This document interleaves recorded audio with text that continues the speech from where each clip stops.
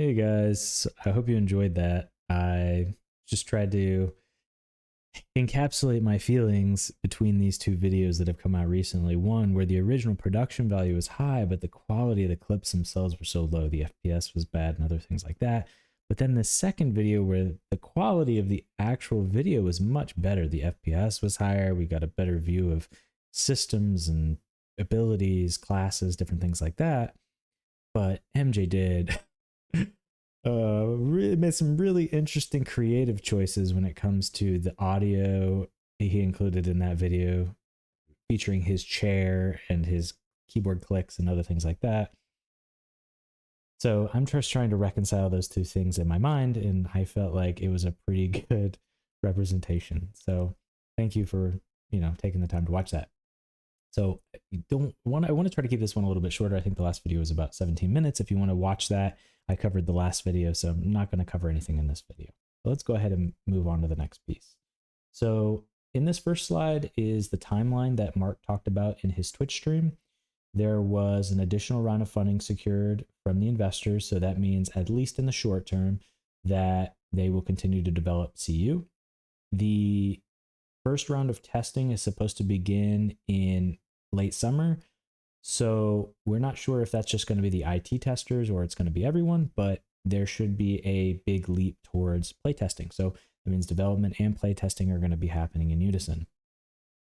Mark also mentioned a third video that will be coming out. He released the second video right after the stream, but there is a third video that he mentioned where they're going to look at the visual aspects of the veil, and then there's going to be some architecture and other stuff. So we're not 100% sure what the other stuff is.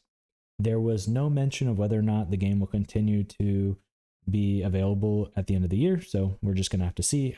If I'm being honest, I don't think Mark really knows either. They also mentioned the top 10ish is going to be coming back, so that's just a couple of updates. I don't think there will be as much concept art at this time.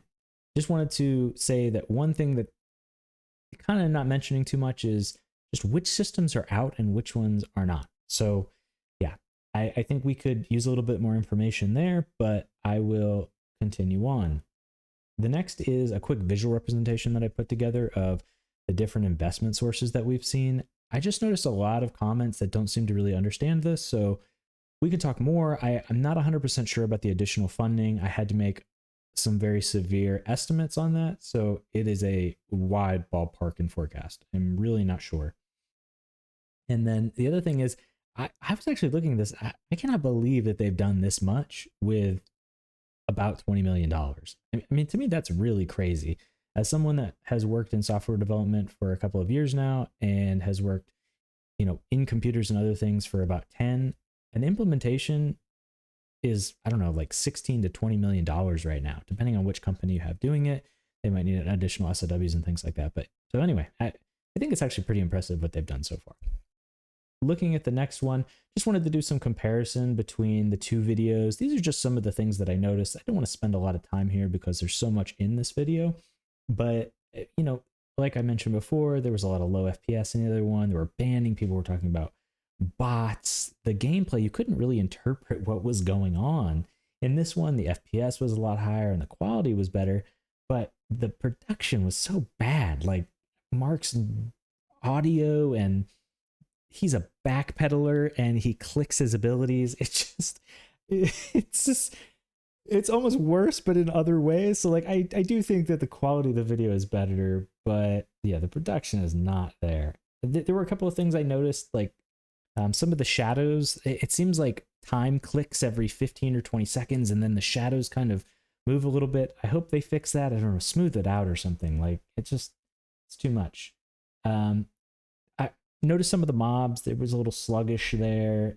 The amount of variety to the time of the video. So the video is almost 30 minutes long, but there's a good 10 minutes where maybe 15 minutes, there's nothing new. So if you kind of look around, you can find some stuff. But anyway, also, this is a big one, is the sound. So as soon as they go to that Silvermine area or the woods, like there's a big spike in your audio. So if you have it up kind of loud, you might have some issues there. So, just something to think about. I will say the poly on the attacks and textures are pretty similar between the two videos. They're just kind of running around, shooting abilities in both of them. There's no real deep insights into the systems. There is more, like I said, I'll dig into that a little bit more. And, you know, there's a little bit of information in each one. So, you know, I think this one was an overall better video from a deep dive perspective, but to be, I think less people will watch this video just because it's so hard to digest. So next slide, we'll talk about some of the abilities. I don't want to spend too long on this slide and the specific abilities. I think these are all going to change.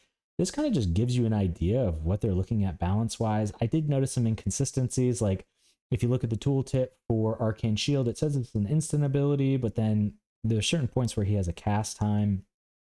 There's just other things like that. Something says it's 100 focus, you know, it doesn't seem to match up.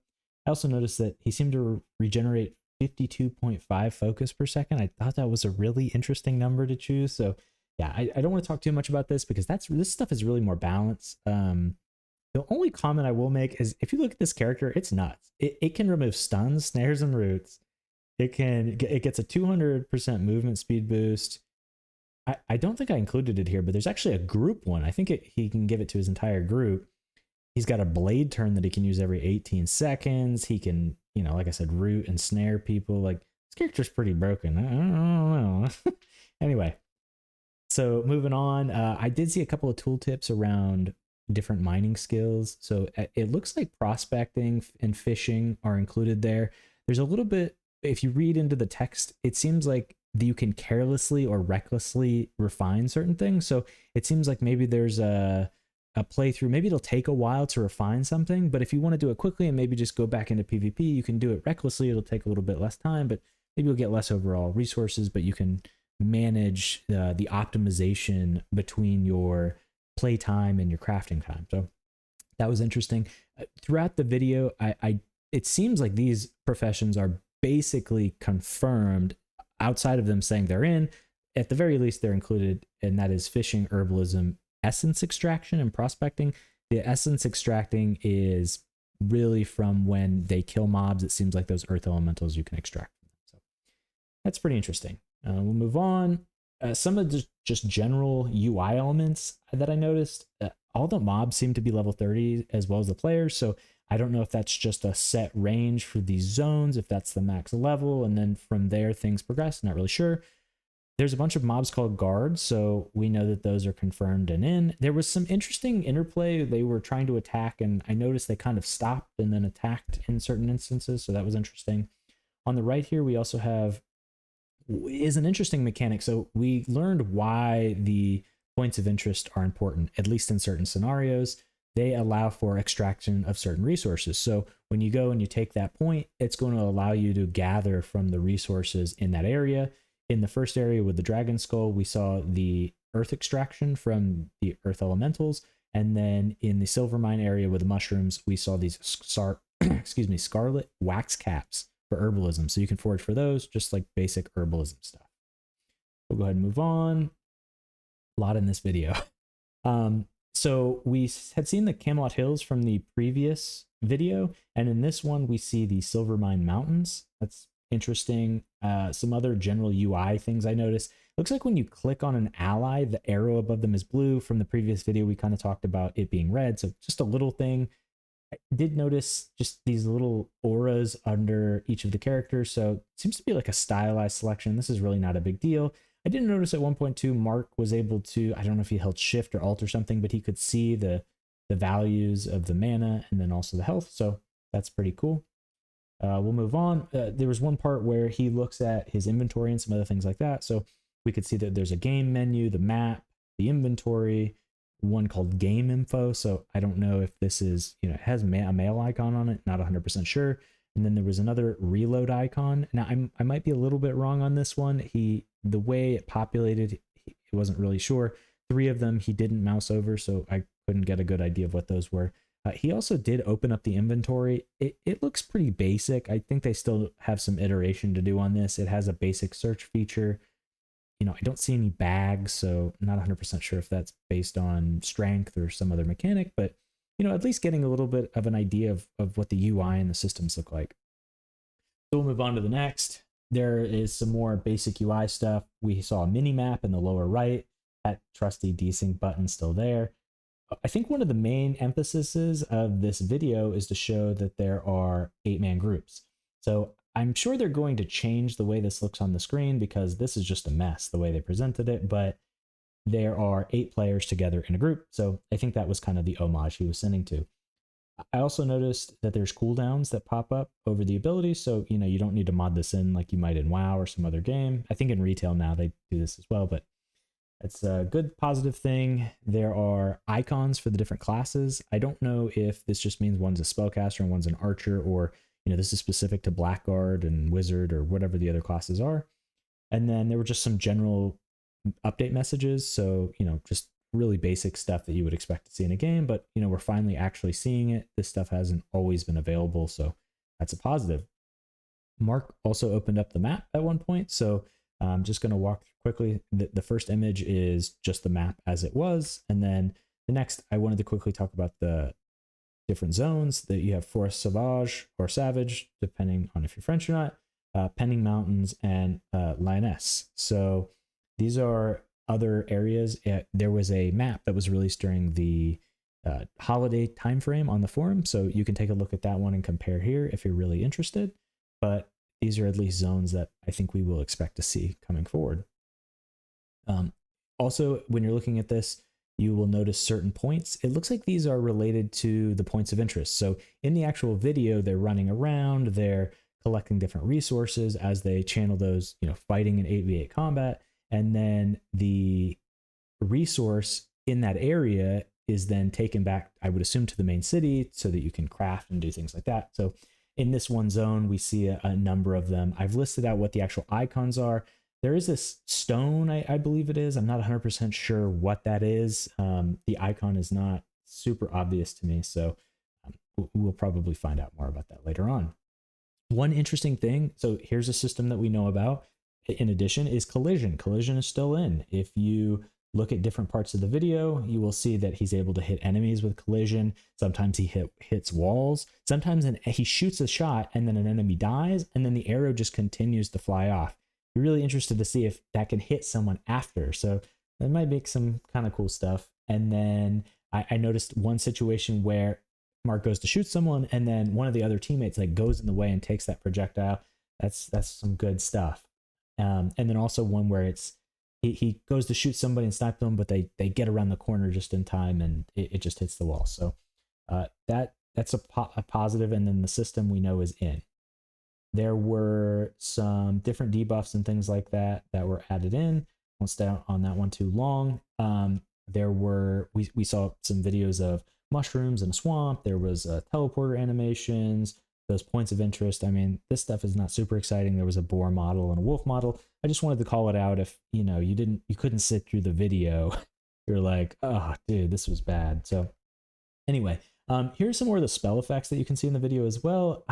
They're really small, I know, but when he uploaded it, I think it's the YouTube compression.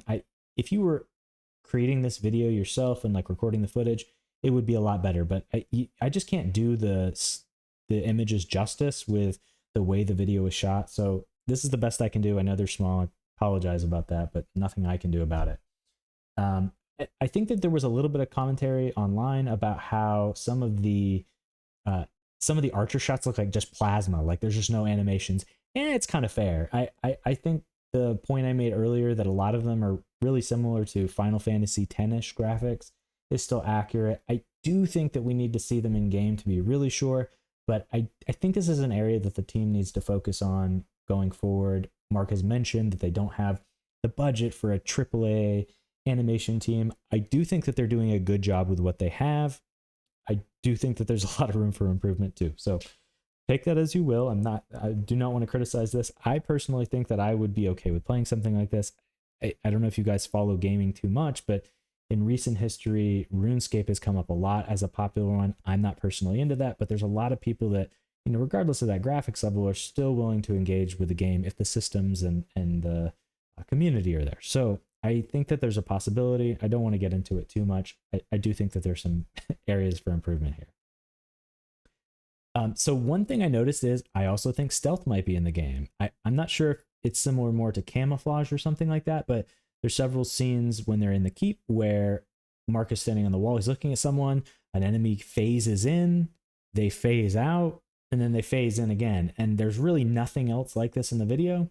You'll also notice that Mark's actual model has this weird kind of translucent aura on it. And whenever he attacks, it goes away.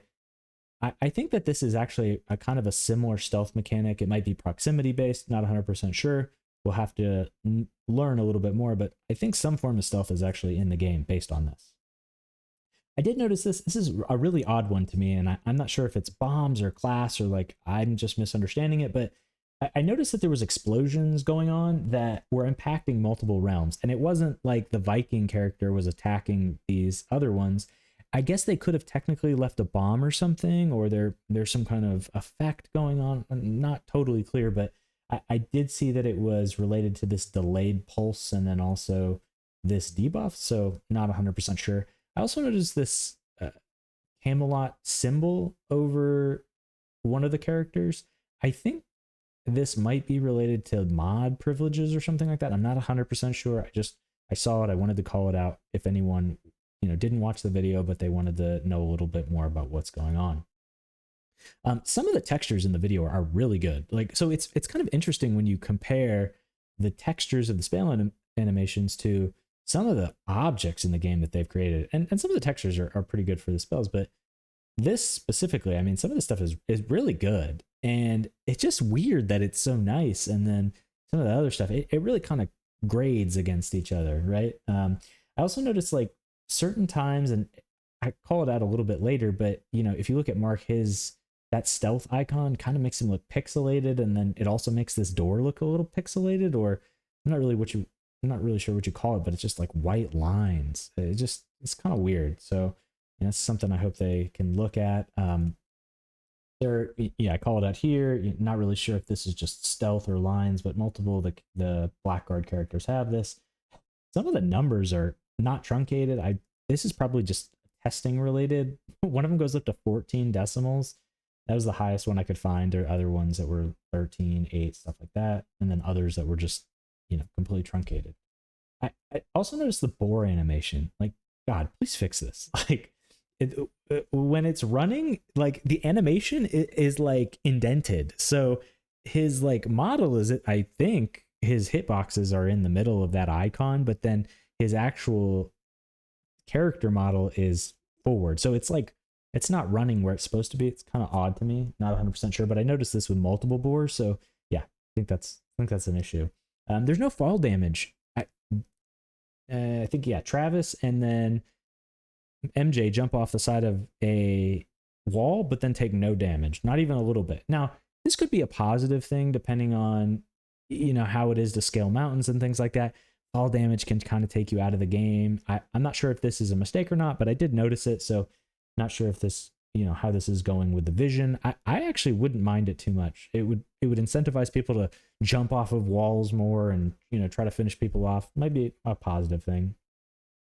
There were some comments about the cameras. There's one point where MJ walks through and then the camera just gets discombobulated. And I think part of it is that the camera position is placed at like a 45-degree angle, and then it just resets at a 45-degree angle in the new place. And so it kind of looks disorienting and you have to move your camera to work it. But yeah, it's a little odd. I'm not sure how it would feel playing it, especially in like these tight corridors and things like that. So also noticed some like weird shadow things and just general bugs. Like there's one point where MJ's just levitating in the air basically because he's standing on a rock. There's a place where the shadows just, basically hit this invisible wall and then it's dark. I think these are things that you see in a lot of games, but yeah, there's one where the buffs don't render. So he selects a new target and it takes a second or two for the art to populate within the circles. So yeah, you're not really sure what the buffs are for a second. There's a lot of visual clutter in certain instances where there's a bunch of health populating on top of each other and focus and other things like that. So yeah, hopefully there's a way to, indent those things away from each other. There is one instance where MJ is shooting and he goes to fire at someone and the projectile gets caught behind him. So there's like a wall and a torch, I think. And so when he shoots, the arrow actually stops in front of him because for whatever reason, the hitbox on the wall clips. I'm guessing like the arrow is here and the hitbox is here, and they, you know, the end of the arrow and the wall touch and meet. There's also some instances, I really only noticed this when they teleported, but there's still some low poly texture landscape and things like that.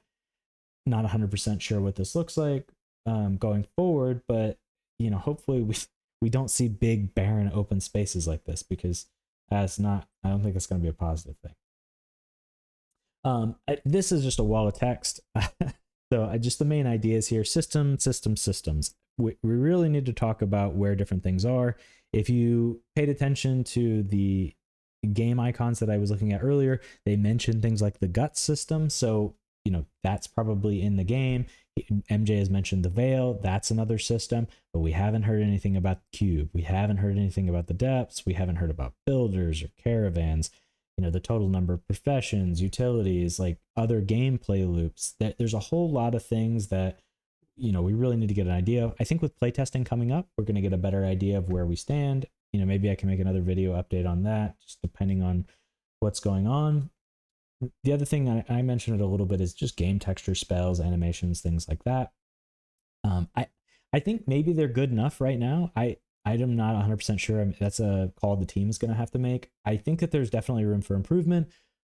And, you know, it's something they could probably push off a little bit, but I think this is just, it's so competitive these days in the market. And any money that you invest here is probably going to be a positive thing. I do think the systems are way more important, though. That's why I put them up there in so much greater detail. But yeah, just wanted to make sure this one doesn't fall off. And then the third one, which I think really plays into everything else going on that we've talked about in the entire video, whether it's perception or, you know, systems or textures or refunds or anything like that, you know, the revenue, the player counts, and the market share that they're able to get is going to be what maintains the game stability. Without game stability, people are not going to be able to invest in communities or other things like that. So, and maybe they will, and then it'll get canceled or something like that. But without that kind of stability, I think it's going to be really hard. I think the team knows that, but just wanted to call these things out for people that, you know, maybe you're not thinking about them or new to the scene. So, you know, we'll have to see. I think the video overall was really positive. There were a lot of really interesting things. There's a lot of new systems that we covered. I don't want to get this video too long. I wanted to go a little bit shorter, but there was a lot in the video. So yeah, anyway, thanks so much for watching, guys. If you, like I said, want to see the other video, you can go check it out. It covers the first, just different systems and what's going on there. So yeah, thanks for watching, everybody. Bye.